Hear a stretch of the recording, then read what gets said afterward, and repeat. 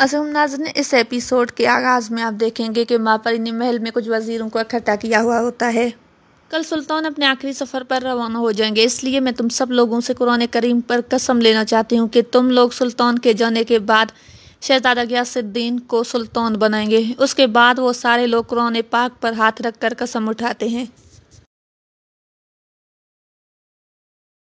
काई कबीले में खेमे के बाहर सारे लोग तीतन को मारने का मुतालबा कर रहे होते हैं। इतने में तुर्गत और बमसी बाहर आते हैं और तीतन से कहते हैं कि तैयार हो जाओ, तुम्हारे मरने का वक्त आ गया है, अब तुम्हें हिसाब देना होगा। उस पर तीतन कहता है कि मैं एंग्लोस और एरिस की तरह गद्दार या बुज़दिल नहीं हूँ, न तुम लोगों से भीख मांगूंगा और न माफ़ी मांगूंगा। उस पर बमसी उसे कहता है कि कुत्ते, तुम कुछ भी करो, हम तुम्हें नहीं छोड़ेंगे। तुम चाहे भीख मांगो या ना मांगो, हम तुम्हें मारेंगे और एंग्लोस की तरह तुम्हारे सर को भी तुम्हारे शहनशाह की तरफ तोहफे में भेजेंगे। तुम्हारे अंजाम का वक्त बहुत करीब आ चुका है। उस पर तीतन कहता है कि तुम सब लोग मरोगे, जिस तरह से मैंने तोमसा को मारा था। मुझे वो दिन आज भी याद है कि किस तरह से मैंने उसे तड़पा तड़पा के मारा था। वो मेरी आंखों के सामने मर रहा था और मैं उसे तड़पता हुआ देख रहा था। ये सुनकर तुर्गत गुस्से में आ जाता है।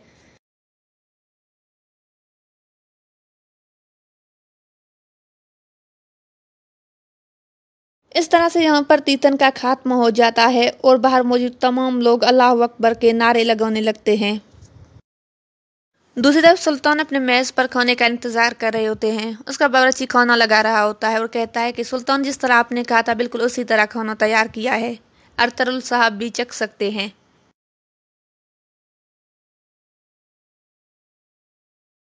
नसीरुद्दीन वहां पर खड़ा रहता है तो सुल्तान कहते हैं, तुम यहाँ पर क्या कर रहे हो। उसके बाद वो वहां से रवाना हो जाता है। उसके बाद सुल्तान अरतरुल से गद्दारों के बारे में बात करते हैं और कहते हैं कि मैंने सादतीन को भी गिरफ्तार करने का हुक्म दे दिया है। फौरन उसे गिरफ्तार करके मेरे सिपाही यहाँ पर लेकर आएंगे। उस पर अरतरुल कहता है कि बहुत अच्छे। और दूसरी तरफ काई कबीले में भी खाना खाया जा रहा था और तीतन के मरने पर सब लोग बहुत खुश थे। खाना खाते हुए अचानक सुल्तान की तबीयत खराब होने लगती है। अरतरुल उससे पूछते हैं कि आप ठीक हैं सुल्तान। उस पर सुल्तान कहते हैं कि हाँ, मैं ठीक हूँ। मैं अपने आप को ये सोचने से नहीं रोक पा रहा कि कहीं मेरा बेटा गियासुद्दीन भी गद्दार न हो। उस पर अरतरुल कहते हैं कि आप फिक्र न करें, वो बहुत छोटा है, वो गद्दार नहीं हो सकता। इतने में सुल्तान की तबीयत खराब हो जाती है और वो उठ जाते हैं। थोड़ी देर में वो जमीन पर गिर पड़ते हैं।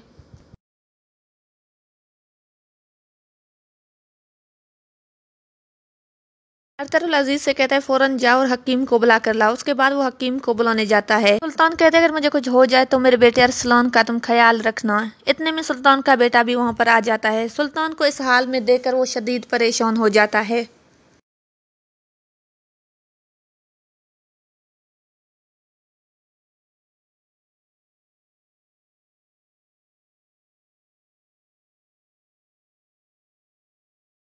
हकीम चेक करके कहता है कि सुल्तान को जहर दे दी गई है। उसके बाद वो कहता है कि फौरन सुल्तान को महल लेकर चले, यहाँ इसका इलाज मुमकिन नहीं। उसके बाद गियासुद्दीन कहता है कि अरतरुल यहाँ क्या कर रहा है अजीज, इससे तो सुल्तान की जान को खतरा था। उसके बाद अजीज कहता है कि अरतरुल की बेगुनाही सुल्तान के सामने आ गई थी। सुल्तान मान चुके थे कि अरतरुल बेगुनाह है, इसलिए। उसके बाद सिपाही सुल्तान को लेकर वहां से रवाना होते हैं। कोपेक वापस महल में आता है और कहता है कि ये वो महल है जिसे मुझे बेआबरू करके निकाला गया था।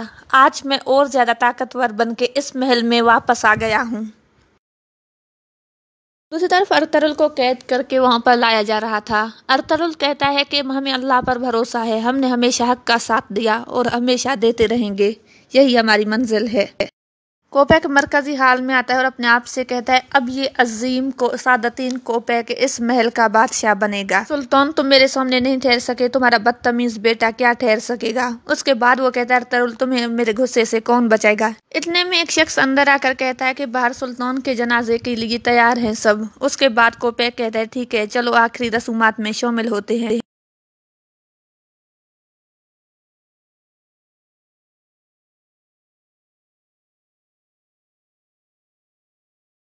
गुंदूज अपनी तलवार रखकर कहता है कौन हो तुम सिपाही।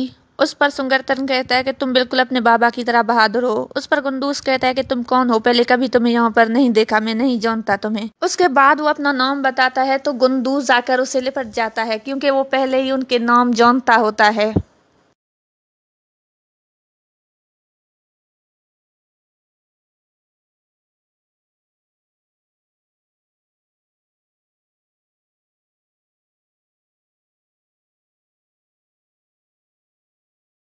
सुंगर तकिन आकर हैमा खातून के खेमे में उसे आवाज देता है। जब वो पीछे मुड़कर देखती है कि उसका बेटा है तो वो जज्बात पर काबू नहीं रख पाती, उसे गले लगाती है और रोने लगती है। उसके बाद वर्तरुल के छोटे बेटे साउजी को देखता है और बहुत खुश होता है। उसके बाद गुंदूज से कहता है कि जाओ मेरा सामान लेकर आओ, मैं तुम्हारे लिए बहुत सारे तोहफे लाया हूँ। हलीमा कहती है कि भाई आप बहुत दूर से आए हैं, थक चुके होंगे, मैं आपके हाथ धुलाती हूँ।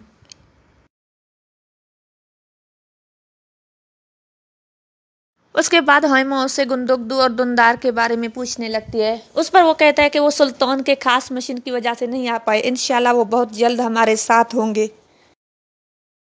तुर्गुत हकीम मारतुक से कोनिया जाने के लिए मशवरा ले रहा होता है। इतने में एक सिपाही अंदर आकर कहता है कि बाहर किलेदार गुनल्प आ रहे हैं, उसके साथ बहुत सारे सिपाही हैं। उस पर बमसी कहता है कि अल्लाह खैर करे, अब ये किलेदार कौन है। उस पर हकीम मारतुक कहते हैं कि फिक्र मत करो, चलो देखते हैं कि वो कौन है। एक बंदा अंदर आता है तो बमसी कहता है यकीनन यही गुनल्प होंगे।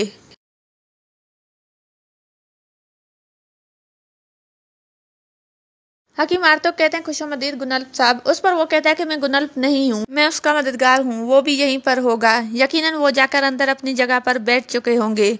उस पर सब लोग हैरान होते हैं।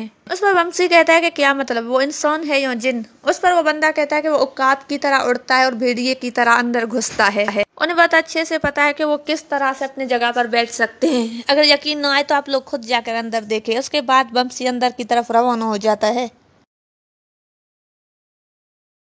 और यहाँ पर इस एपिसोड का इख्तिताम होता है। अगर वीडियो पसंद है तो लाइक शेयर जरूर करें। अपना बहुत ज़्यादा ख्याल रखें। मेरे YouTube channel review by Usma Khan को ज़रूर सब्सक्राइब करें। अपना बहुत ज़्यादा ख्याल रखें। दुआ में याद। अल्लाह हाफिज़।